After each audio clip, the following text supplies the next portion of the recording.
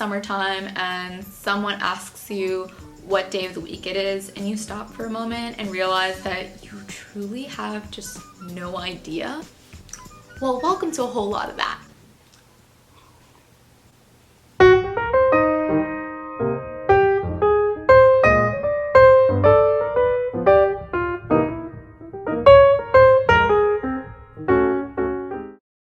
I'm having tea because people who seem to have their life together drink tea, so I'm just going to emulate that energy for this video today. Welcome back to my channel.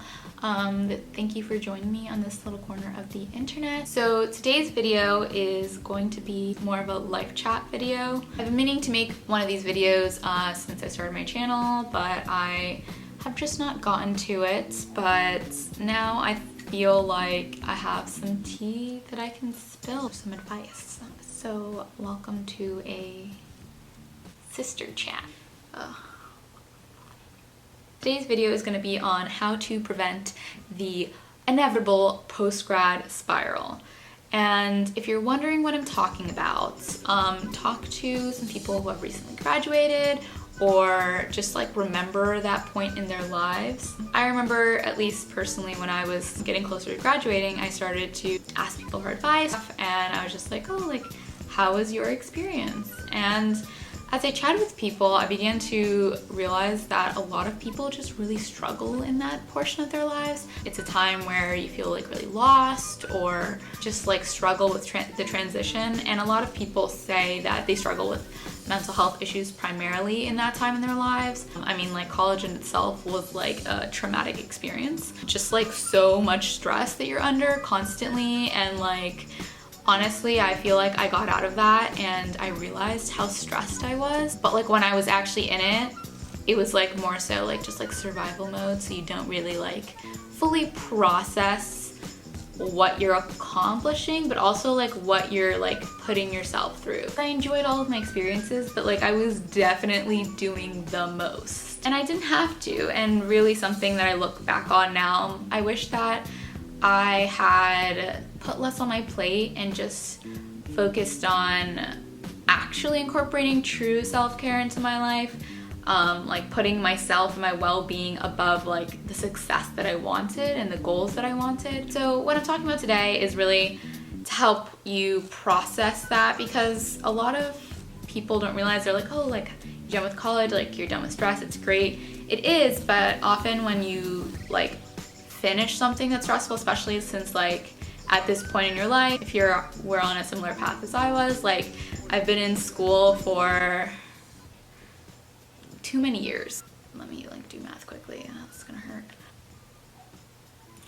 I've been in school for 16 years. I'm sorry I said that like so aggressively. I just like discovered that information and just felt like freshly angry about that. It's been a minute that I've been in school, and it's just been a roller coaster of stress because school is really important to me, and I put a lot of value in my grades and how they made me feel about myself.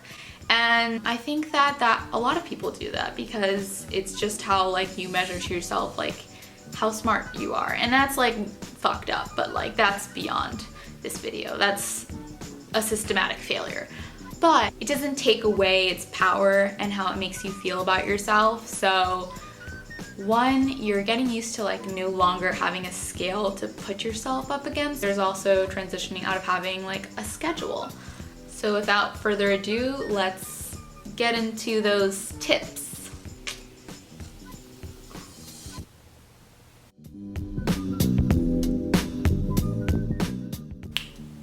My first tip is to set weekly or monthly goals and keep yourself accountable.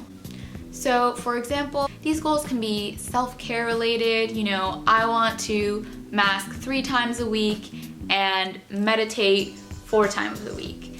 Whatever self-care means to you. I really believe that self-care is what you feel happiest with. And I know there's a lot of commercialized ways that we think of, like immediately your head goes to like bubble bath and face mask and like washing your hair. Just like these things that are just like caring for yourself and are relaxing. For me, self-care is reading a book outside on a nice day. These goals are of course going to be very personalized. I also like to have self-improvement goals. I truly believe that we can always improve. I would say not to take on too many because you might feel overwhelmed, but just having like 1 or 2 self-improvement goals at a time and just really focusing on them, I feel that you can grow a lot in different aspects of your life. For example, it can be something like I say like a lot, and I could be working on that for a certain period of time, just being really conscious about it.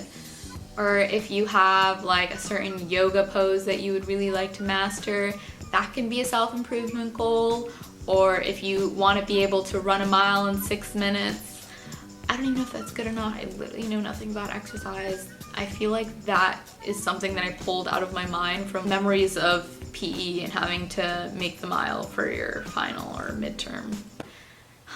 That was weird and hard. Did not like that. This can also be financial goals or career goals. So if you're looking for a job, it can be that 30 minutes a day you dedicate to job hunting, like it is a class that you're in and like this is the work that they assigned you. Just little steps that you take every day and every week, just so that you are working towards these goals. You are setting them and then you're actually putting action plans behind them so that you can accomplish them and be proud of yourself and feel good. Set anchors in your day. Anchors can look different for different people. It can really be whatever you choose, but just something that you do every day that you can either look forward to, or it just like it's like a marker in the day, just something that makes you realize the time and like that it is passing, and just like it helps in combating those moments where you're just like staring to space for a million years and that's like your whole day. This also helps with the transition from like a scheduled life to now it's like I create my own schedule. What do I even put in it? Because we were living lives like you had class like Tuesday, Thursday, like 9 to 12, you had to go to that. Well, had to is a strong word. Take the time to just like relax, to relearn how to relax, because like having deadline after deadline after deadline, it's like, were you ever truly relaxing? I know that I wasn't. So doing that for 8 months of the year, it takes a toll on you. So yes, validate that and process that, because this is truly a time for healing. Take the time to be grateful for it and like appreciate it rather than being afraid of it, because I know, as I guess I just didn't realize, but like I really am a workaholic and I love having things to do. It just makes me feel like I have purpose in my day. So giving myself little tasks, like even like sit down and film this video, it's something that I had to do with today. So I woke up and like had something in mind. Does that mean that maybe I didn't also spend 2 hours watching One Day at a Time and crying and smiling because that is the process that they take you through? Like, maybe. But now I have something else to just make me feel like I'm being productive to whatever that means to me, being productive towards something that makes me happy. And I think that doing something that makes you happy, resting, recovering, these are all productive things because they are working towards your well-being. I think that a lot of us are used to thinking of productivity in the form of how it's helping us in like career-wise, whether that's like school and getting good grades or getting an internship or applying to jobs, and those are great too. It's really nice to know that you're working towards financial stability, especially if that's something that you didn't always have in your life. Like, I understand that stress, I do, but I think that we shouldn't let that diminish the importance of the other work that we do that's also productive and good for us. And taking care of ourselves, I think, is definitely, we are our biggest responsibility, so it is just working towards one of our responsibilities. And I think when you feel that way about it, the goals can really be whatever you want. And I find that the best is a mix of all of them. A few goals that work towards making myself feel better, being happier, feeling healthier, and goals that are towards securing financial stability in my future and like getting a job, just like the traditional route as well, because at the end of the day, that is still a stressor for many people, not knowing what their next step is.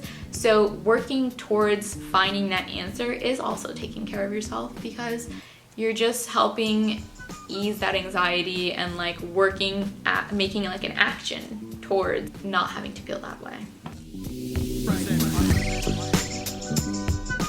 My third and final tip is to get to all the shit you said you were going to do when you had free time, now that you actually have it. I know that personally, I was always super busy throughout my time in college, and there were all these little things I wanted to work on. Like I'd want to write more posts for my blog, I want to like make more videos, I want to learn how to sew, I want to read all these books. These are all things that I constantly put off, so many shows and movies and things that I didn't have the time for before.